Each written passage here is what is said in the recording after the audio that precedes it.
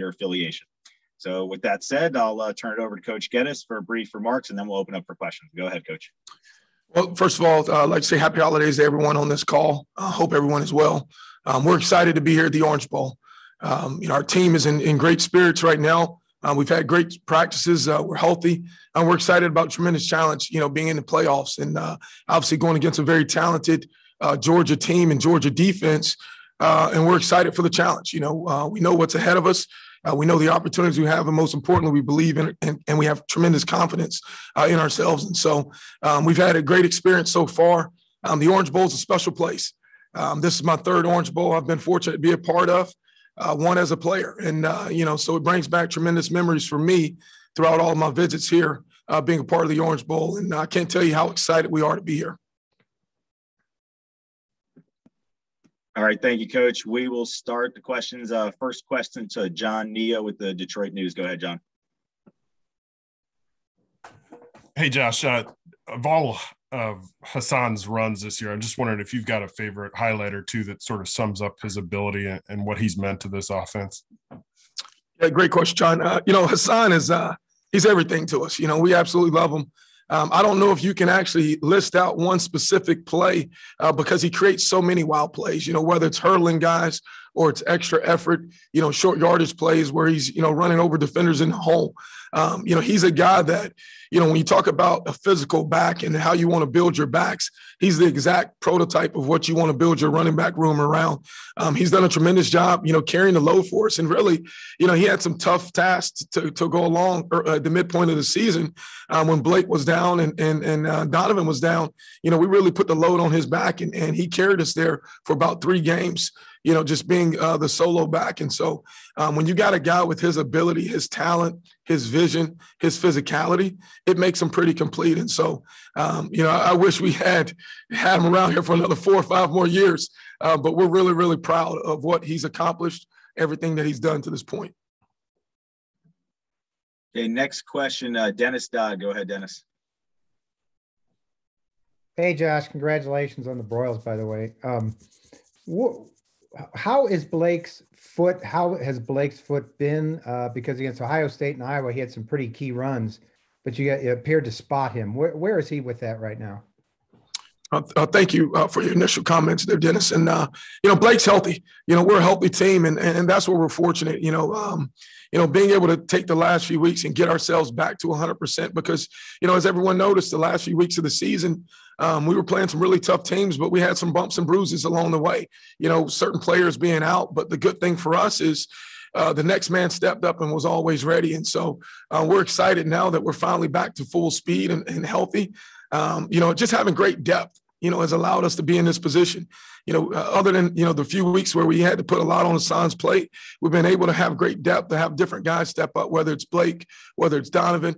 And so we're excited to finally get a chance to see a full speed, Blake Corum. I think a little bit of what people saw at him in the Big Ten championship game was him kind of catching himself back up to full strength. And he's ready to go. He's excited. And we're glad to have him back to 100%. All right, next question for Aaron McMahon. Go ahead, Aaron.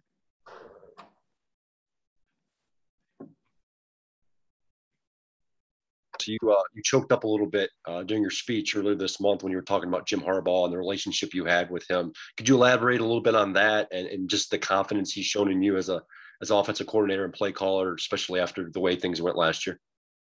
Yeah, Coach Harbaugh has just been, a tremendous supporter of me, first of all, allowing me to come to, this just prestigious place, Michigan's a special place. It's always been a job of mine that I've always admired along the way, having, coached in this conference and going against Michigan for so many years, the respect that I had for this program. And so when I was afforded the opportunity to come here as the coordinator, I'm very thankful for Coach Harbaugh for believing in me and giving me that opportunity. But then along the way, we've experienced everything. We've experienced the good times, the hard times, and the bad times. And obviously 2020 was challenging in so many different ways. to our team, to our offense. And, for him, that was important for me because, the most important piece was when your head coach doesn't lose confidence in you, the players don't lose confidence in you. And our players never once lost confidence in me.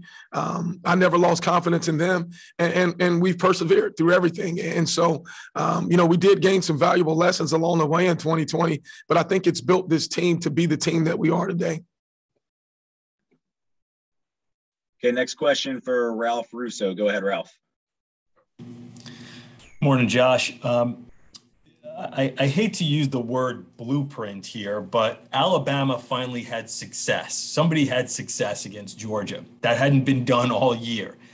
Is it helpful when you try to scheme against a team, or maybe just from a confidence standpoint, to actually see somebody have success against them? Or the things that you can take from that? Anything that helps when you see what Alabama did to Georgia's defense? Well, it's hard to say blueprint because if it only happens one game in a year, it's obviously didn't work too well for too many other people. But it does give you a little bit of confidence. I mean, this is there's no way around it. This is a very talented Georgia defense. Dan Lanning has done a tremendous job leading this defense, creating its own identity. And I think he's also put his own, additional flavor to this defense. It's not the same defense of during the Nick Saban days of Alabama, where you've seen Coach Smart really evolve and grow this defense. And so they've done a tremendous job. They got tremendous talent on the defensive front and even in the back seven. And so we've got a tremendous challenge on our hands. And obviously we're a really talented offense. I mean, this is going to be a heavyweight matchup, of two heavyweight teams offensively and defensively going against each other on Friday night. Okay, next question, Andrea Adelson. Go ahead, Andrea. Hey, Josh, along those lines, it feels like this may be a matchup of strength versus strength with the way you are physical and able to run the ball and how strong they are up front. What is it going to take for you all to be able to win those matchups against Georgia and be the more physically dominant team? Yeah, that's a great question. I think it's going to just take withstanding the momentum swings in the games.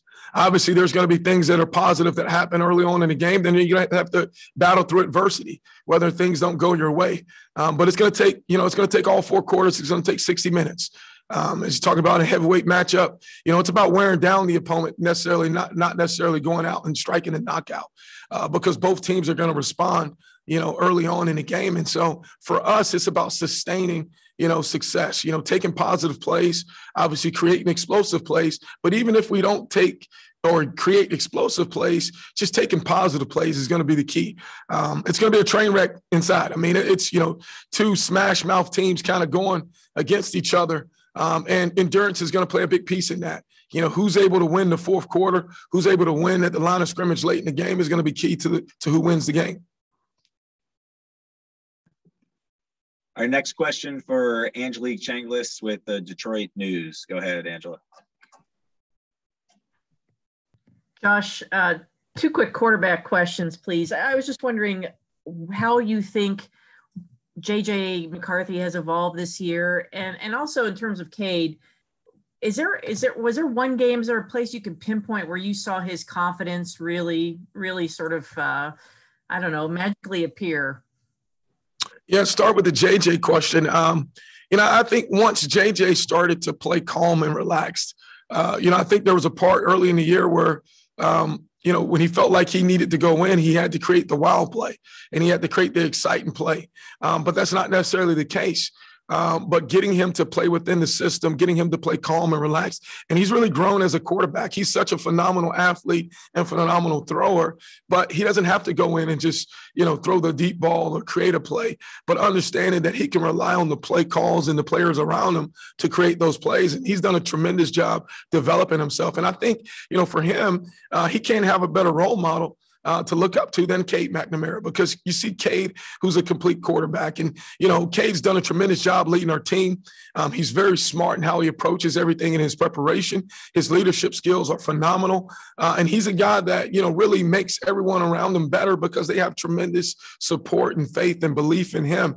And so Cade's done a tremendous job bringing JJ along. And I think it's so important that I must acknowledge when you have two players like Cade and JJ, just the unselfishness of those two guys has allowed us to be where we are today.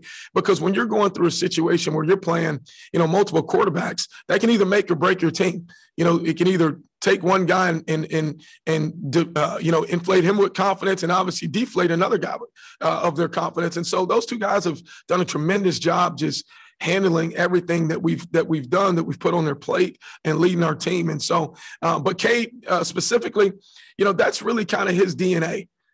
He's the old school junkyard dog. He's going to scrap for everything. He's going to outwork anybody and everyone that he possibly can and prepare himself at a very high level to lead this team. And so we're very, very fortunate that we have the type of quarterback room that we have there. And I think Coach Weiss has done a tremendous job managing that room and creating an atmosphere in that room that's togetherness. And I think that's really been the key to our success offensively is how cohesive everyone plays. As a coordinator, I don't have to deal with the issues of someone coming in asking for the ball or asking for playing time, because we got tremendous leadership on our offense. We got tremendous players, and they've done a great job accepting everyone's role. And next question for Tim Reynolds. Go ahead, Tim. Hi, Josh. Tim Reynolds with the Associated Press here in Miami. Welcome, belatedly. You have the unique perspective of having played in this game as well, of course. And, the Orange Bowl always wants to make this a very fun experience for the kids. It's a business trip for you guys, and we're in the throes of a pandemic still. Where's the balance this week between making sure the kids enjoy themselves? Obviously, the work comes first, but also you got to be safe. How does all that kind of fit together this week? Well, I think the balance kind of gets a little bit thrown off when you hit the college football playoffs, right? So the Orange Bowl of my days aren't quite exactly the Orange Bowl of today because it means just a little bit more when you're in the playoffs. It's such a iconic bowl and legendary bowl. The hospitality here is by far amazing. It's first class, and so the events. Our kids were able to go on a cruise last night. We, as coaches, had a coaching staff reception where the food was amazing, but we got to constantly remind ourselves we're here for a reason. This is purely a business trip. We're afforded the luxury of being in Miami in such a great hotel and have all the hospitality around us. But it doesn't matter if we're playing this game in Ann Arbor, Athens, or Miami. We're here for a reason. And the college football playoffs is that reason. And so we've got to remain focused because once you hit the playoffs, you're playing the best of the best. And so as we know, we've got a tremendous challenge. We're excited and we're accepting of it. And we're looking forward to going out displaying everything that we have on Friday night. Okay, next question is from Austin Meek. Go ahead, Austin. Josh, I believe you guys lead the nation in plays of 50 yards or more this season. What do you think has been the key to the number of explosive plays you've been able to generate? Explosive players, number one by far. When you look at, how we're creating those explosive players, it's getting the ball in the hands of explosive players. And so when you got guys like A.J. Henning, Blake Corum, Roman Wilson, Donovan Edwards, those guys are going to create explosive plays, and that was an area where we really emphasized increasing our team speed. And we're dynamic, within our skill positions, whether it's tight ends, receivers, running backs. We've got some of the most dynamic players in all of the country. So, it doesn't take coaching at that point. It takes players. And our players have done a tremendous job executing assignments. They've done a tremendous job being explosive players, and they're playing together. And that's the one thing that's, as a coach, where we take tremendous pride is watching these guys going out there playing for each other, whether it's Mike Sanders still out in front of a, Blake Corum touchdown with him and JJ McCarthy leading the way. When you have that type of selflessness by a team, you can accomplish and do many things. And so we're very proud of the effort, the togetherness our offense has played with, and overall as our team. And we're looking forward to continue that on. All right, we can take two more questions here before we get the student athletes. Next question from John Neo with the Detroit News.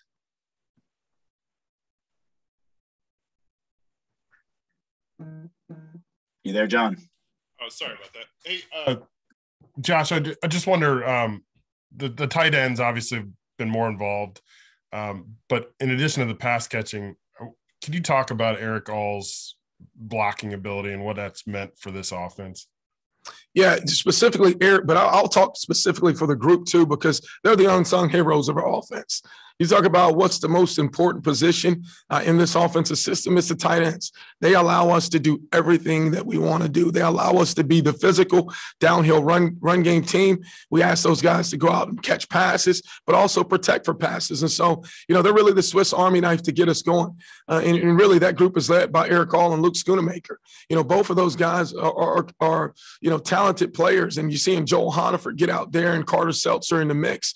But when you ask about Eric, he's a guy that tremendous talent. He's so athletic. He's got tremendous ball skills and catch radius. And he's got one of the hardest heads on the team. He'll go in there and knock you out. I mean, he will throw everything he has in there to get a block. And when you got a guy that plays with that type of physicality at the H-back position and that type of precision in route running, and he's able to create separation with his speed, he's really a dynamic threat to opposing defenses, because how do you guard him? Do you put a nickel back on him, or do you play base defense? And so when you have the type of tight end room that we have, it makes you complete as an offense. And I think Coach Jay Harbaugh has done a tremendous job just developing that room as well. Because even early on in the season, when they weren't getting all the attention or of the catches, those guys were playing selfless football. They were going out. We were asking those guys to make some tough blocking assignments in the run game, and never once did they complain about getting the ball. So it's really been pleasing to see them have success later in the year in the passing game, because they deserve it. Those guys are tremendous assets to our team and to our offense, and we couldn't be who we are without them. Our last question for Coach from Isaiah Hull. Go ahead, Isaiah. Hey, Josh. So there's been a lot of talk about momentum and things of that nature, about trying to keep momentum and having this layoff. But Cade McNamara said when you guys arrived that he's really liked what he's seen in practice to this point. What have you seen from the team in the kind of lead up? And then obviously you had a practice yesterday. How do you feel that your offense has performed so far? Yeah, I think the challenge was after we won the Big Ten championship game, if we could just bottle ourselves up and then ship ourselves to, Miami and just play the next day, then we were ready to go. And so leading up to our bowl practices, we had phenomenal practices back at campus. And then the next challenge came, okay, would we be able to carry that over with all the excitement, with all the different distractions that could potentially come, with bowl preparations down in Miami? And I'll tell you what, I was blown away yesterday. The type of urgency, the effort, seeing how fast our guys fly around. It's different for us because we're coming south. So, when you put us out here in warm weather and we're able to run around nice and fast, we look different. We're used to practicing in 30-degree, 20-degree weather right now, wrapped up in clothes. And so just having the great weather, having a great surface, the practice facility at the DNR Stadium was unbelievable. Or International Miami Stadium, I think called Dan, can't remember the exact name, but it was unbelievable. Just was a fast surface, allowed our guys to fly around and execute, playing with tremendous confidence. And so, I think the maturity of our team and the leadership of our team obviously led us to have a great season, but it's also prepared for us to have a great night on Friday. And so we couldn't be more pleased with the effort that our guys are playing with and their attention to detail. All right. Thanks, Coach. We appreciate it. Thank you all. Take care. All right. We will now bring in Blake, Mike, and Luke are all going